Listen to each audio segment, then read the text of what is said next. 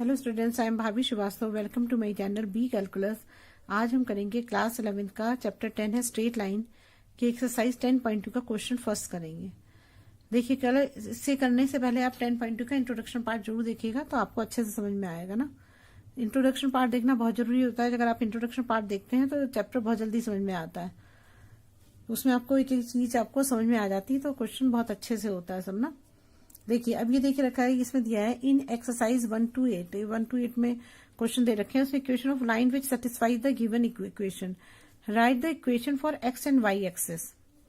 देखिए, इसने वाई और एक्स एक्सिस पे इसने बोला है कि इसका इक्वेशन बतानी है। तो मैंने आपको पहले जो इंट्रोडक्शन पार्ट में बताया था उसमें देखेंगे तो मैंने आपको बताया था कि मान लीजिए कोई ये एक्स एक्सिस है और ये एक हमारा वाई एक्सिस है ना। अगर वो कह रहा है कि एक्स एक्सिस पर कोई भी लाइन जा रही है तो अगर इस पे ये लाइन जा रही है तो क्या होगा इसमें। देखिए, आप ऐसे ही करते हैं ना, यहाँ होता है 1 है, जैसे ये 2 है, ये 3 है ना। यहाँ भी ऐसे जगह 1 है, 2 है, 3 है, ऐसे आप बहुत सारा ले सकते हैं। अब उसने बोला कि एक्स एक्सिस पर अगर आप कोई भी लाइन लेते हैं, मान लीजिए आपने 2 लिया यहाँ पर, तो ये आपकी वर्टिकली जा रही है। मैंने आपको वर्टिकली हॉरिजॉन्टल बताया था ना। अभी मान ली 2 पे जा रही है तो यहाँ पर जो है हमारा एक्स तो 2 है, लेकिन वाई क्या है यहाँ पे। वाई पे तो कोई चीज नहीं बढ़ रही ना। वाई पे बढ़ती तो ये एक्स एक्सिस पे है बस ना। तो क्या होगा, जब एक्स एक्सिस पे कोई पॉइंट होता है तो वहां पे वाई तो 0 ही होता है ना। अगर मान लीजिए एक्स ये एक्स और वाई एक्सिस था हमारा, तो यहाँ क्या था, दोनों ही ओरिजिन पे ये दोनों 0 थे, एक्स भी 0 था, वाई भी 0 था। अब मान लीजिए अगर एक्स एक्सिस पे कोई पॉइंट है, मान लीजिए यहाँ पे होता है हमारा, ये देखिए 1 है, ये 2 है, ये 3 है, ये 4 है। मान लीजिए हमारा ये 3 पे होता, तो 3 पे होता तो एक्स इक्वल टू 3 हो जाता, लेकिन वाई इक्वल टू 0 ही होता ना। तो अगर इसने बोला कि at X axis value of Y is always 0। X axis पे कोई भी अगर पॉइंट होगा तो वो क्या होगा, उसमें वाई हमेशा 0 ही होगा। अगर 2 पे होगा तो हमारा एक्स तो 3 हो जाएगा, मान लो एक्स तो हमारा 3 हो गया, लेकिन वाई तो 0 ही रहेगा ना, क्योंकि वाई पे तो कुछ बढ़ा ही नहीं ना, एक्स पे बढ़ रहा है, एक्स एक्सिस पे बढ़ रहा है। तो यहाँ क्या होगा, वाई जो है वो हमेशा 0 ही होगा। अब ऐसी दूसरी कंडीशन में आ जाए, अगर वो वाई एक्सिस पे, तो वाई एक्सिस पे होगा तो कैसे होगा। मान लीजिए ये हमारा 1 है, 2 है, ये 3 है, तो मान लीजिए हमारा ये 1 पे जा रहा है, ऐसे ना, ऐसे जा रहा है। तो ये 1 पे है अगर कोई चीज, अगर कोई पॉइंट 1 पे है, जैसे मान लीजिए यहाँ 1 है, इस पॉइंट पे कोई चीज है, तो ये वाई एक्सिस से बढ़ रहा है, लेकिन एक्स पे तो 0 ही है, एक्स पे कहाँ बढ़ा हुआ है, एक्स पे तो वही है। तो यहाँ पर क्या होगा, वाई तो 1 बढ़ गया, लेकिन एक्स क्या हो जाएगा, 0 हो जाएगा। अगर मान लीजिए यहाँ 2 पे होता तो क्या होता हमारा, तो यहाँ पर वाई तो हमारा 2 होता है, लेकिन एक्स एक्सिस क्या होता है, 0 होता।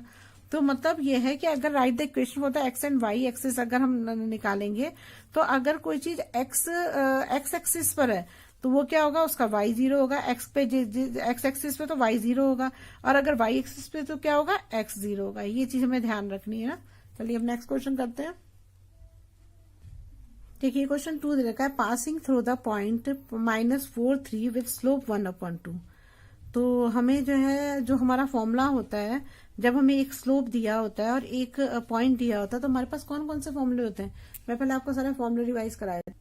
ये हमें एक जो होता है, हमारे पास एक फॉर्मूला था जो मैंने आपको बताया था, जिसमें हमें y minus y1 equal to m x minus x1, ये था हमारा फॉर्मूला। इसमें क्या था कि हमारा कोई भी, अगर मान लीजिए कोई एक्स एक्सिस है या वाई एक्सिस है, अगर इस पे कोई भी अगर लाइन जा रही है ऐसे, तो इसमें हमें एक पॉइंट तो दे रखा है और स्लोप दे रखा है, m दे रखा है, मतलब एक पॉइंट दे रखा है और एक स्लोप दे रखा है। एक कोऑर्डिनेट मान लो x1 y1 दे रखा है हमको ना, एक और m दे रखा है, तो हमें ये वाला फॉर्मूला लगाते हैं ना। अगर दोनों में से अगर हमें एक स्लोप पता है और एक x1 y1 पता है, तो हम ये वाला फॉर्मूला लगाते हैं। दूसरा फॉर्मूला होता है हमारा कि अगर इंटरसेप्ट, मैंने बताया था इंटरसेप्ट वाला भी एक फॉर्मूला होता है, तो इंटरसेप्ट में हम कौन सा फॉर्मूला लगाते हैं, इसको आप इंट्रोडक्शन पार्ट जरूर देखिएगा, तभी आपको हर चीज अच्छे से समझ आएगी। x/a plus y/b equal to 1, ये इंटरसेप्ट पे लगता है। दूसरा जो फॉर्मूला था वो था हमारा ऐसे वाला फॉर्मूला था ना, कि जिसमें कोई मान लीजिए कोई ये एक्स वाई एक्सिस है, ये एक्स वाई एक्सिस है, इस पे अगर कोई लाइन ऐसे जा रही है और इसके ऊपर ये लाइन जो है ये परपेंडिकुलर है ना, ये परपेंडिकुलर है, तो इसमें ये P होता है और ये होता है W होता है। तो इसमें जब इक्वेशन बनाते हैं तो हम कौन सा फॉर्मूला लगाते हैं, तब हम ये निकालते हैं, x cos W plus y sin equal to ये वाले जो क्वेश्चन होते हैं, इनमें हम इसकी जगह डब्ल्यू की अल्फा भी लिख सकते हैं। सिग्मा ही है ना ये, तो इसके साथ जो है हम, तो ये क्या होगा, X cos omega plus Y sine omega equal to perpendicular, है ना। तो इसमें आप जो डब्ल्यू की जगह पे जो भी इसका एंगल होगा वो आप लिख दोगे। तो इस तरह से हम क्वेश्चन करते हैं। तो ये क्या होता है, ये नॉर्मल उसके लिए यूज किया जाता है ना, नॉर्मल लाइन के लिए यूज किया जाता है ये। तो नॉर्मल फॉर्म के लिए ये इक्वेशन जो होती है नॉर्मल फॉर्म के लिए होती है, और ये होती है इंटरसेप्ट के लिए, है ना। और ये जब आपको एक कोई भी कोऑर्डिनेट दिया हो, दूसरा आपको स्लोप दिया हो, तो आप इस फॉर्मूले को यूज कर सकते हैं। अब इसमें हमें वही दे रखा है, देखो ये इसमें ये कोऑर्डिनेट दे रखे हैं x1 y1 और स्लोप दे रखा है। तो हम ये वाला फॉर्मूला यूज करेंगे, ये वाला फॉर्मूला यूज करेंगे। तो ये फॉर्मूले आपको लर्न होने चाहिए, तभी आप इन क्वेश्चंस को कर सकते हो ना। ये आपका थर्ड फॉर्मूला हो गया। अब मैं फॉर्मूला लिख दे रही हूँ यहाँ पर, y minus y1 equal to m x minus x1, ठीक है। अब इसमें जो है हमारे पास m दे रखा है, हमें 1/2 दे रखा है। y और x तो वैसे ही लिखते हैं, मैंने आपको पहले ही बताया था, उसमें कोई चेंज नहीं होता है। y माइनस y1 मैं यहाँ लिख देती हूँ आपको, है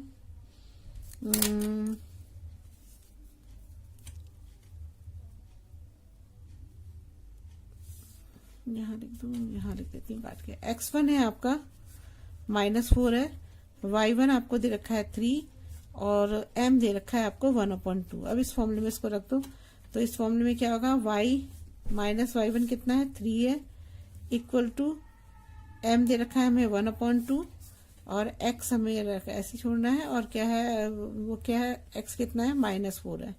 तो यहाँ पर -4 आ जाएगा। अब इसको सॉल्व कर लो, बहुत इजी है। तो y माइनस 3 हो गया इक्वल टू 1/2 और ये हो जाएगा x प्लस 4 हो जाएगा ना। इसको आप क्रॉस मल्टीप्लाई कर दो, तो यहाँ क्या आएगा, 2y माइनस 3 2 जा 6, ये क्रॉस मल्टीप्लाई कर दिया ना, और यहाँ पे हो जाएगा हमारा x प्लस 4 हो जाएगा। अब मैं क्या करती हूँ, इसको इधर ले आती हूँ। देखिए इसमें ना अगर आप इधर लाओगे तो x जो है माइनस में हो जाएगा। हमें पहले ट्राई करना चाहिए कि जो हम कोई भी चीज लिखते हैं तो हम इसे कौन सी पोजीशन में लिखते हैं, हम ऐसे ही लिखते हैं ना इसको। ये जो इक्वेशन होती है ये इसी फॉर्म में होती है ना, ax plus bx plus c equal to 0 होती है। तो हम क्या, ax plus by plus c equal to 0 होती है। तो हम क्या करते हैं, x को कोशिश करते हैं कि x रखने को आप माइनस भी रख सकते हो, लेकिन कोशिश होनी चाहिए कि x को पॉजिटिव में रखो। तो हम x को यहीं रहने देते हैं, इसको इधर ले जाते हैं। तो क्या हो जाएगा, x प्लस 4 और ये इधर जाएगा तो क्या आएगा, -2y और ये हो जाएगा +6 हो जाएगा ना, और इक्वल टू 0 कर दीजिए। तो अब क्या होगा, 4 में 6 और 4 10 हो जाएंगे। तो यहाँ क्या आ जाएगा, x minus 2y plus 10 equal to 0। बस यही हमारा आंसर है, कुछ भी नहीं करना था इसमें, है ना। इजी क्वेश्चन, बहुत ही इजी है क्वेश्चन। और अब चलिए नेक्स्ट क्वेश्चन, तो यहाँ पे लिख दे which is the required equation. बस इजी है बात। अब नेक्स्ट करते हैं। देखिए क्वेश्चन थर्ड है, इसमें क्या दिया हुआ है, passing throw 0 0 with slope m। मान लीजिए कि कोई भी हमारा ये y एक्सिस है और ये x एक्सिस है ना, ये x है ये y एक्सिस है। ये बोल रहा है कि यहाँ पर जो अगर पासिंग थ्रो 0 0, तो x और y 0 कब होता है, इसी पॉइंट पे तो होता है। तो ये जो लाइन है वो ऐसे जाएगी। तो इसका मतलब ये कि ये जो पॉइंट है ये 0 0 है, x1 और y1 हमारा 0 0 है, और स्लोप क्या दिया है इसने, m दिया है। तो पहली वाली कंडीशन ही तो है जो हमने ये पहले वाला क्वेश्चन किया था। इसने क्या करा था, हमें नंबर दे दिए थे कि -4 3, स्लोप 1/2 दिया था। इसमें इसने क्या कर दिया, इसकी जगह पे 0 0 दे दिया, इसकी जगह पे m दे दिया। इतना ही तो करा है। क्वेश्चन को सेम वैसे ही करेंगे जैसे हमने पहले करा हुआ है। तो हम क्या करेंगे, सबसे पहले हम लिखते हैं इसका फॉर्मूला। ठीक है, देखिए फॉर्मूला लिखते हैं। तो ये होगा हमारा y minus y1 equal to m x minus x1। ये हमारा फॉर्मूला हो गया। अब हमारा ये जो है x1 क्या है, x1 मैंने बताया था आपको 0 है, और y1 भी हमारा 0 है, और m कितना है हमारा, m ही है। ठीक है ना।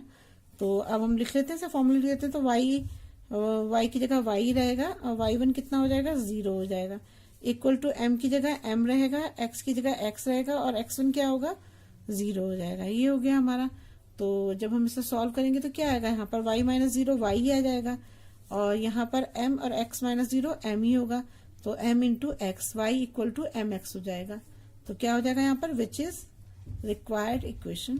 बस यही होगा, सिंपल है।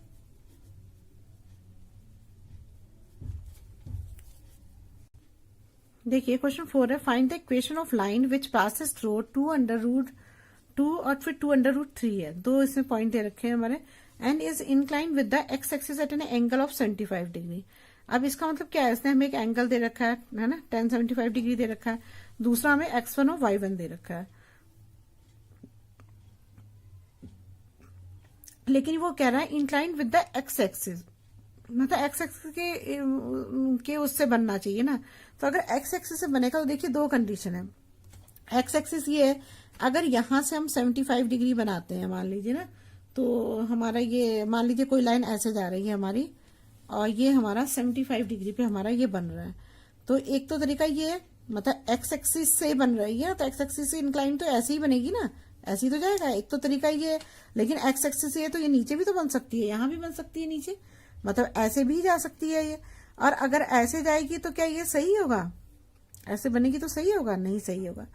क्यों नहीं सही होगा, कि अगर मान लीजिए कि हम कोई भी जो डायग्राम बना रहे, तो मान लीजिए ये एंगल जो है हमारा ऐसे बनता ना, ये बनता हमारा एंगल, अगर हमारा ये एंगल बनता इस पे, जैसे मान लो ये लाइन जाती एक्स एक्सिस से उस पे, तो हम इसको क्यों नहीं ले सकते, इसलिए ले सकते थे क्योंकि जब हम इस टाइप की जब इक्वेशन बनाते हैं तो उसमें हमें ध्यान रखना पड़ता है कि हमें अगर हम ऐसे करके ऐसे चलते, एक्स एक्सिस से चलते, तो हम ये कैसे चल रहे हैं कि हम तो क्लॉकवाइज चलने लगे ना, तो हमें क्लॉकवाइज तो चलना ही नहीं होता है, हमें तो एंटी क्लॉकवाइज चलना पड़ता है। तो हम ऐसे चलेंगे ना, तभी तो एंटी क्लॉकवाइज चलेंगे, उल्टा चल रहे हो ना अब, तो क्लॉकवाइज चलोगे तो क्लॉक की तरह चलोगे, मान लो ऐसे गए ऐसे से, तो क्लॉकवाइज नहीं चल रहे हो ये।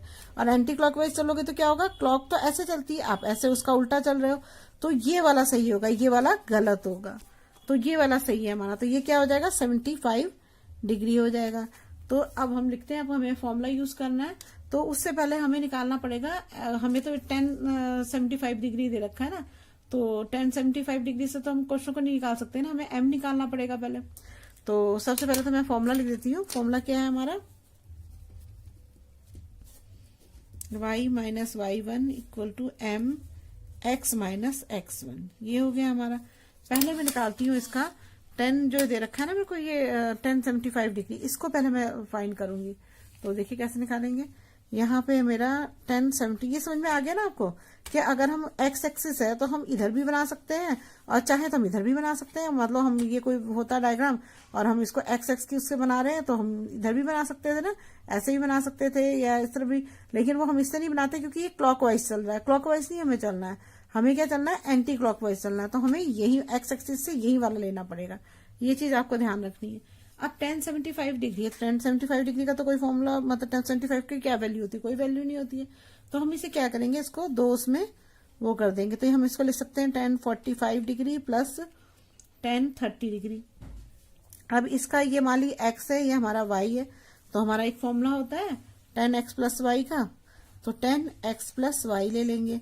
तो यहाँ पर क्या होता है फॉर्मूला, 10x, इससे लिखना चाहिए था, 10x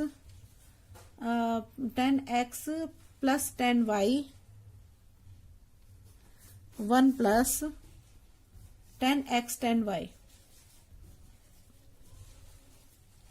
माइनस होता है, sorry minus 1 minus 10x 10y, ये होता है फॉर्मूला ना। तो अब हम इसे सॉल्व करेंगे तो 1040 x की क्या पे आज क्या आ जाएगा, 10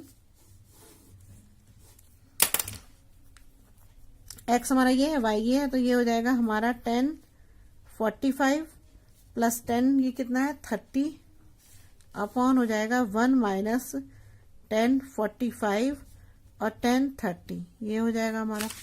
अब देखिए 1045 की वैल्यू क्या होती है हमारी, 1 होती है ना, 1 हो जाएगी यहाँ पर इसकी जगह पे, और 1030 की होती है हमारी 1 अपॉन √3 होती है ना, ये हो गई।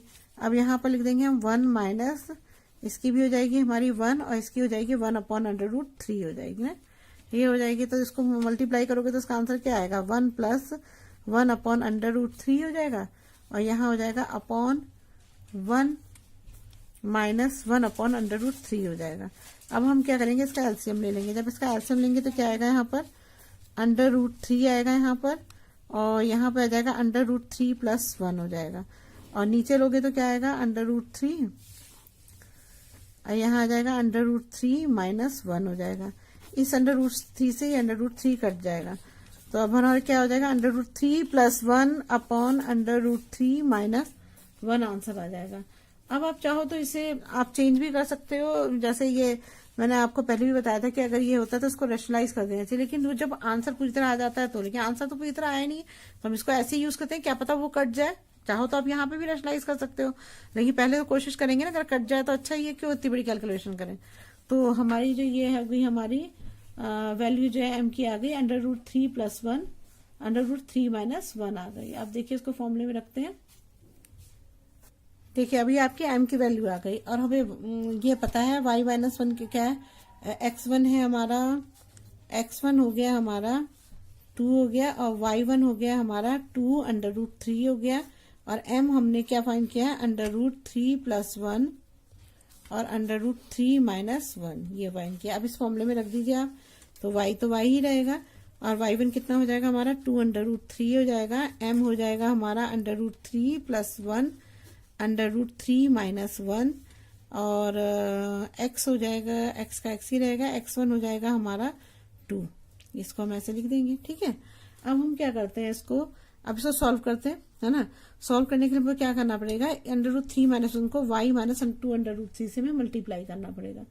तो जब हम इसे मल्टीप्लाई करेंगे तो सबसे पहले हम क्या करते हैं कि y को इन दोनों से करते हैं, तो यहाँ आ जाएगा हमारा y √3 हो जाएगा, फिर y को 1 से करिए तो y - 1 आ जाएगा ना, y को 1 से करेंगे तो y - 1 ही होएगा, फिर -2 √3 को 2 √3 से करिए, तो आपको पता है कि √3 को √3 से करते हैं तो क्या आता है आंसर 3 आता है ना, तो यहाँ क्या आ जाएगा 2 और इंटू 3 आ जाएगा, जब इसको इससे कर रही हूँ मैं तो 2 इंटू 3, और माइनस का ही आएगा कि माइनस है इधर, और ये फिर माइनस को माइनस से करोगे तो क्या आएगा +2 √3 आ जाएगा ना।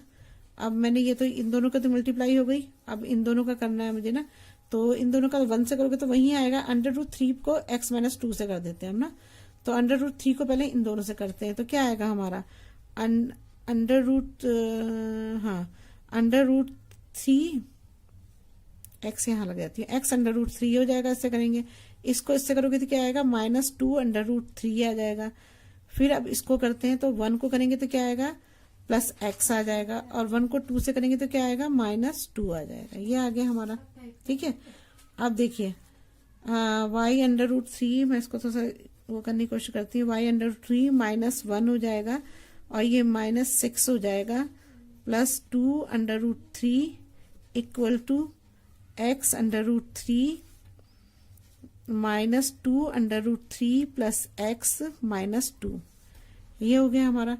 अब हम क्या करते हैं यहाँ पर, अब हम इन सबको इस साइड में ले जाते हैं ना, तो जब इस साइड में ले जाएंगे तो ये x जो है माइनस में हो जाएगा, तो मैं क्या करती हूँ इन सबको इस साइड में शिफ्ट करती हूँ, इसलिए x मेरा प्लस में रहे, ये रीजन मैं आपको पहले भी बता चुकी हूँ।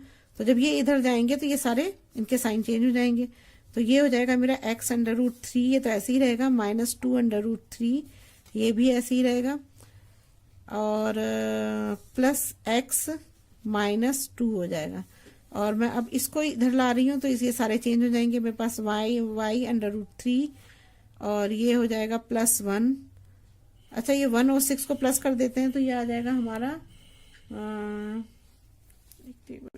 यहाँ पे देखिए ये 1 नहीं आएगा क्योंकि हमने y को √3 से करा था, y √3 है, जब y को 1 से किया तो y आएगा ना यहाँ पे, तो ये मैं सोची थी क्यों नहीं करा मैंने, है ना, तो y आएगा यहाँ पर, तो यहाँ पर क्या हो जाएगा y √3, यहाँ पर y आ जाएगा, और ये हो जाएगा हमारा -6 का प्लस हो जाएगा ना, जो माइनस में प्लस देंगे -2 √3 हो जाएगा, = 0 हो जाएगा। अब इसे सॉल्व करते हैं, देखिए तो अब क्या करिए x वाले एक साइड रख दीजिए, तो हमारा x वाले को लेते हैं हम, तो क्या आ जाएगा यहाँ पर x √3 है, इस x को भी इधर ले आइए आप, तो यहाँ आ जाएगा x √3 + x हो जाएगा ना।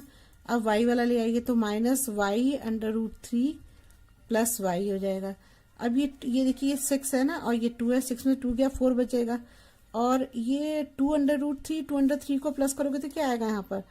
अगर 2 + 2 होता है तो 4 होता है ना, तो 2√3 + 2√3 करेंगे तो क्या आएगा? 4√3 आ जाएगा यहाँ पर। तो ये आ जाएगा हमारा प्लस 4√3, और ये हमारा -2 6 में से 2 गया तो 4 बचेगा, तो +4 आ जाएगा ना। तो ये हो गया हमारा, ये माइनस का है ना, तो माइनस माइनस प्लस हो जाएंगे। तो यहाँ पे जो साइन है वो आएगा, माइनस माइनस हो जाएगा ना, -2√3 -2√3। देखो पहले मैंने ये और ये लिया, ये लिख दिया मैंने, फिर मैंने माइनस वाई वाला दोनों ले लिया, ये लिख दिया।